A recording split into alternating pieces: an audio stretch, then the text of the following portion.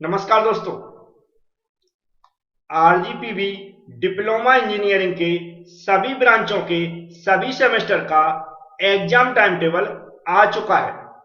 बहुत सारे स्टूडेंटों ने टाइम टेबल देख लिया होगा और कुछ लोगों को इस वीडियो के माध्यम से पता चल जाएगा।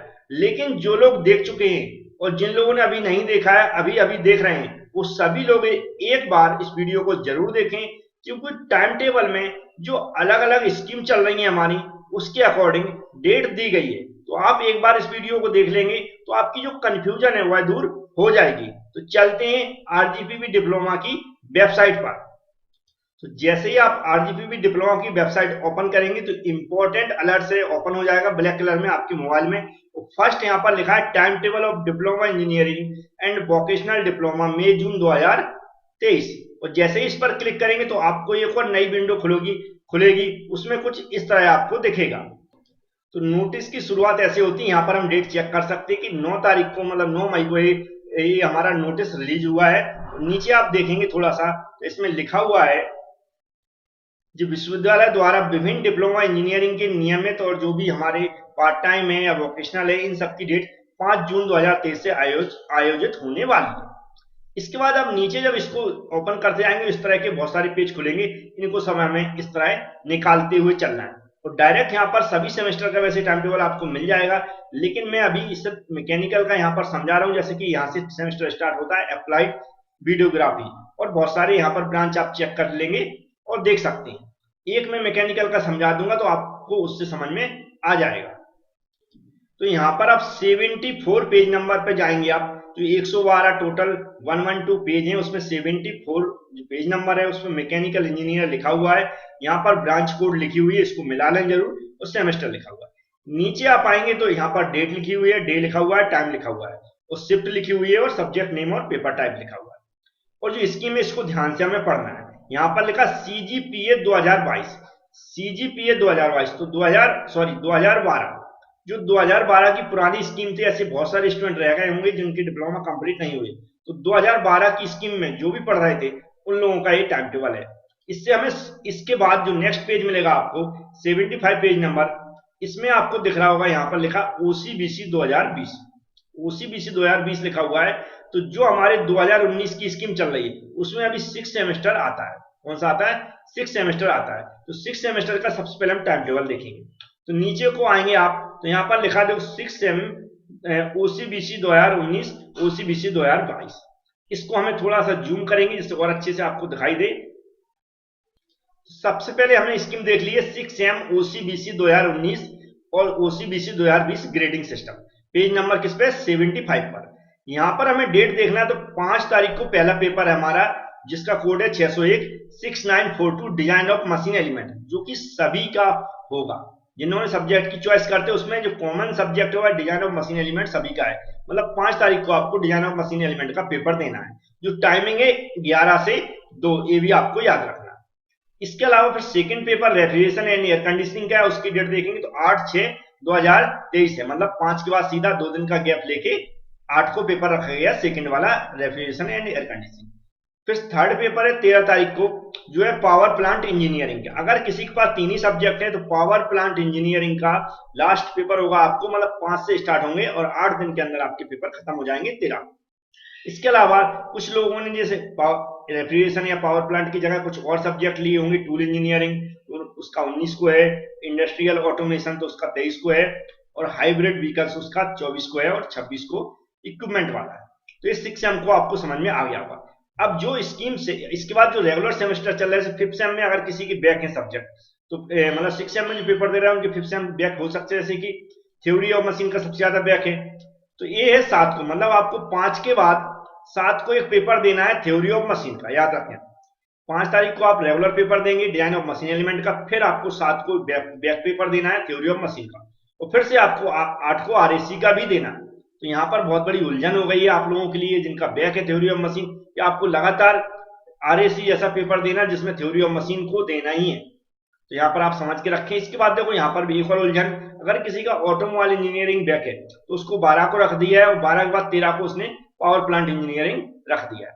तो जिनके बैक है उनको बहुत बड़ी प्रॉब्लम होने वाली, लेकिन मैन्युफैक्चरिंग और इंडस्ट्रियल इंजीनियरिंग वाले बाद में पेपर, इनसे कोई दिक्कत नहीं होनी चाहिए, क्योंकि 16 को MTS का है और 21 को हमारा IE का है। तो फिफ्थ और सिक्स समझ गए हमने। अब हम चलेंगे, पहले किसका देखेंगे, फोर्थ का देखेंगे। तो फोर्थ का देखेंगे हम, जी यहाँ पर देख रहा हो, फोर्थ सेम OCBC 2019 और 20।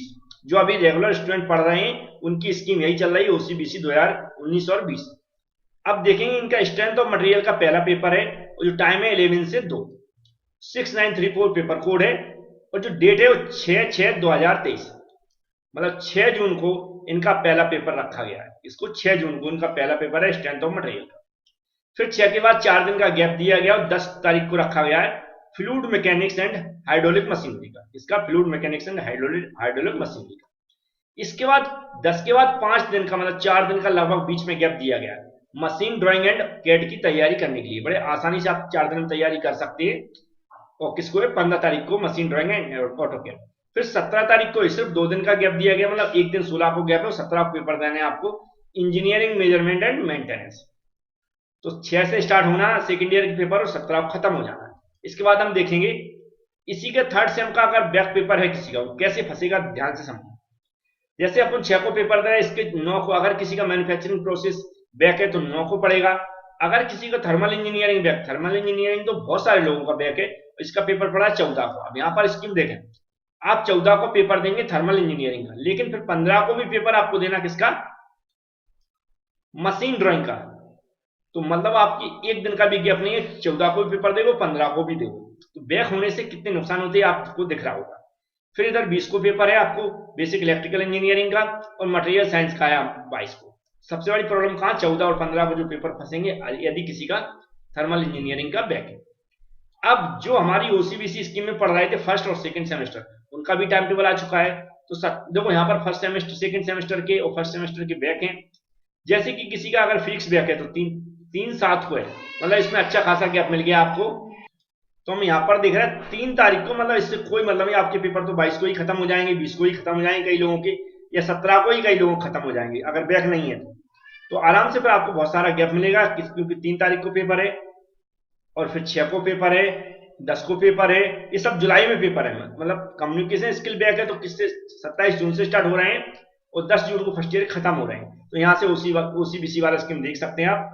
और फिर हमारा फर्स्ट सेमेस्टर में अप्लाइड बैक है किसी का, या फिर इंजीनियर ड्राइंग इंट्रोडक्शन कंप्यूटर, तो 30 से ये स्टार्ट है, 4 को है, 4/7 को ये हमारे पेपर दिए हैं, 5 को पेपर है और 8 को पेपर है।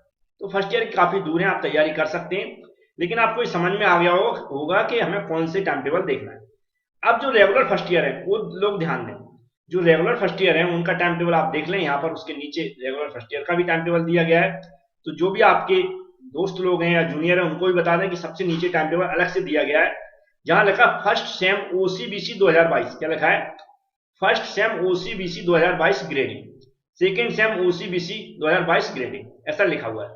अगर सेकेंड सेम रेगुलर हम देखेंगे तो पेपर कितने 26 जून से स्टार्ट हो रहे हैं, किससे 26 जून से स्टार्ट हो रहा है, जिसमें मैथमेटिक्स सेकंड पहला पेपर है, मतलब आपके पास काफी टाइम है अभी सेकंड सेम के लिए।